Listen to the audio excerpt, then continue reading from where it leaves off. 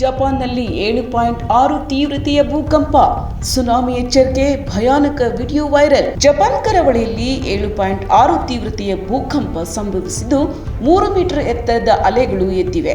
Tsunami ಎಚ್ಚರಿಕೆ ನೀಡಲಾಗಿದೆ ಎಂದು ಜಪಾನ್ ಹವಾಮಾನ ಸಂಸ್ಥೆ JMA ತಿಳಿಸಿದೆ.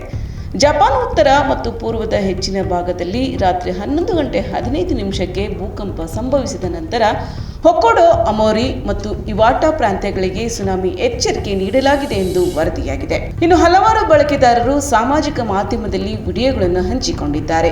ಅದರಲ್ಲಿ ಗೊಂಚಲು ದೀಪಗಳು ಮತ್ತು ವಾಹನಗಳು ಅಲುಗಾಡುತ್ತಿರುವುದನ್ನು ತೋರಿಸಲಾಗಿದೆ. ಸೋಮವಾರ ಸಂಜೆ ಜಪಾನ್ನಲ್ಲಿ 7.6 ತೀವ್ರತೆಯ ಭೂಕಂಪ ಸಂಭವಿಸಿದ್ದು, ಪೆಸಿಫಿಕ್ ಕರಾವಳಿ ಸಮುದಾಯಗಳಲ್ಲಿ 50 ಸೆಂಟಿಮೀಟರ್ಗಳವರೆಗೆ ಸುನಾಮಿಯ ಅಲೆಗಳು ಹೆಚ್ಚಾಗುವ ಸಾಧ್ಯತೆ ಇದೆ ಎಂದು ಜಪಾನ್ ಹವಾಮಾನ ಸಂಸ್ಥೆ ತಿಳಿಸಿದೆ. ಹೊಕ್ಕೊಡೊ ಪ್ರಾಂತ್ಯದ ಉರುಕಾವಾ ಪಟ್ಟಣ ಮತ್ತು ಅಮೋರಿ ಪ್ರಾಂತ್ಯದ ಮುಟ್ಸು ಒಗವಾರ ಬಂದರು ಪಟ್ಟಣವನ್ನು ಸುನಾಮಿ ಅಪ್ಪಳಿಸಿದೆ ಎಂದು JMA ತಿಳಿಸಿದ್ದು, ಹಲವು ಸ್ಥಳೀಯ ಮಾಧ್ಯಮ ವರದಿಗಳು ಹಲವಾರು ಜನರು ಗಾಯಗೊಂಡಿದ್ದಾರೆಂದು ತಿಳಿಸಿವೆ.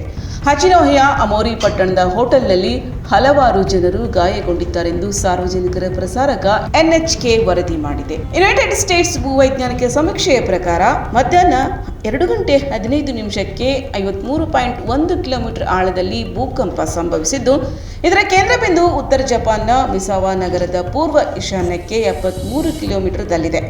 ಇದು ಅಮೋರಿ ಮತ್ತು ಹೊಕ್ಕೊಡೊ ಕರಾವಳಿಯಲ್ಲಿ ಅಪ್ಪಳಿಸಿದೆ ಎಂದು ವರದಿಯಾಗಿದ್ದು, ಇದರಿಂದಾಗಿ ಆ ಪ್ರದೇಶಕ್ಕೆ ಸುನಾಮಿ ಎಚ್ಚರಿಕೆಯನ್ನು ನೀಡಲಾಗಿದೆ.